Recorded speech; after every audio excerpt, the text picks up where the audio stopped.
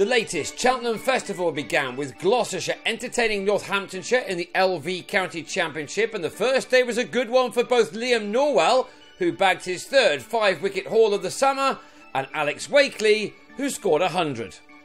Acting Gloucestershire captain Ian Cobain won the toss and inserted, Craig Miles striking with just his second ball as the returning Stephen Peters edged the youngster behind. Cobain was in charge after Geraint Jones announced that he was standing down as skipper before retiring at the end of the season. Here, much of the rest of the morning belonged to Ben Duckett and Wakely at this gorgeous outground, always an important fortnight in the year of Gloucestershire County Cricket Club. The pitch is normally a hard and fast one, and batsmen always get plenty of value for their shots, something that the informed Duckett was making the most of, he coming into this match on the back of scores of 134 and 88 in the draw with Lancashire last week. He was especially strong on the pull shot if anything was dropped in, even a fraction too short. Duckett likes to get a move on at the top of the order, and he was celebrating another half-century with this couple of runs off Norwell, which had the 20-year-old at his 50 off only 60 balls, from which he'd found the boundary 10 times. At the other end, Wakely was also looking good. These shots suggest that the home attack were a little guilty of bowling too short, and that helped this pair of batsmen raise the score to 90 before a Norwell-inspired collapse happened either side of lunch. First, he persuaded Duckett, now on 53, to hook another short delivery to Benny Howell at long leg, a disappointing end to another aggressive knock.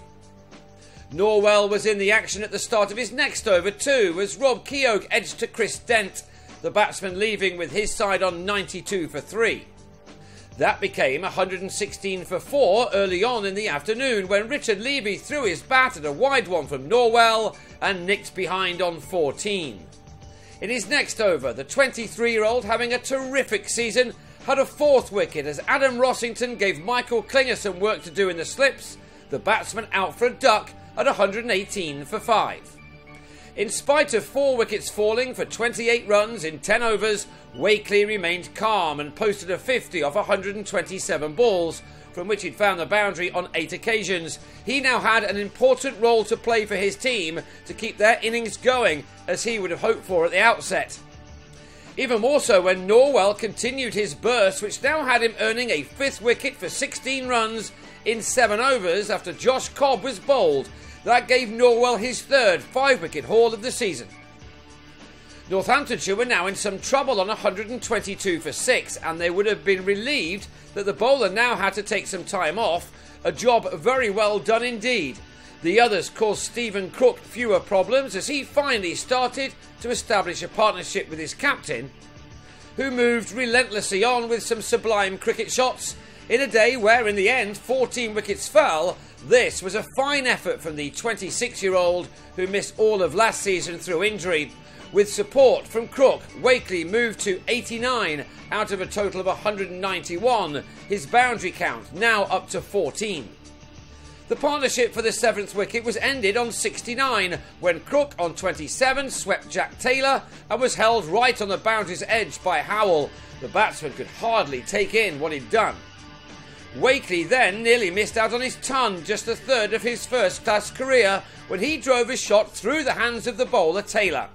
The strike had enough power on it to carry to the boundary to take Wakely to 3 figures off 216 balls, that being his 16th 4. He also now had the 200 up for his team.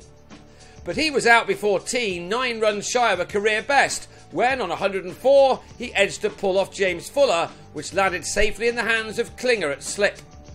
The visitors went to tea on 215 for 8, and Graham White then came out to play a few shots. This one off Taylor went all the way, while these 4s also helped out his side's cause.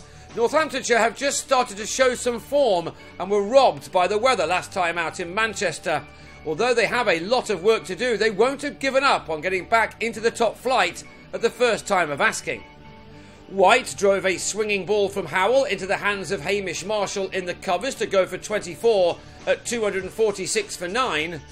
And before another run had been added to that, Norwell ended with figures of 6 for 41 as Rory Kleinfeldt top edged to pull to Miles. Norwell now has 44 championship wickets this year, bettered in Division 2 only by Matt Coles and Kyle Jarvis. Ollie Stone is in good nick with the ball too at the moment, and with his second delivery he found the edge of Dent's bat, Kleinfeldt cleaning up in the slips, and the opener was on his way without scoring. Kleinfeldt then trapped Will Tavares in front for 10 as Gloucestershire struggled against the new ball, both of their openers out with just a dozen runs on the board. And they then slipped to 35 for 3 when Klinger on 10 gave the South African another wicket with a nick behind.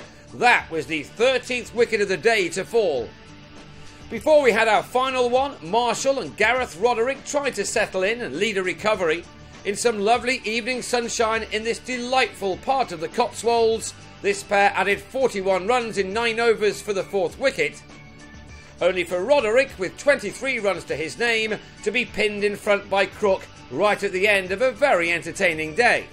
Cobain and Marshall saw out the remaining 14 deliveries, and that means that Gloucestershire will go again on the second morning on 82 for 4, with Marshall looking to add to his 25. They are currently 164 runs behind.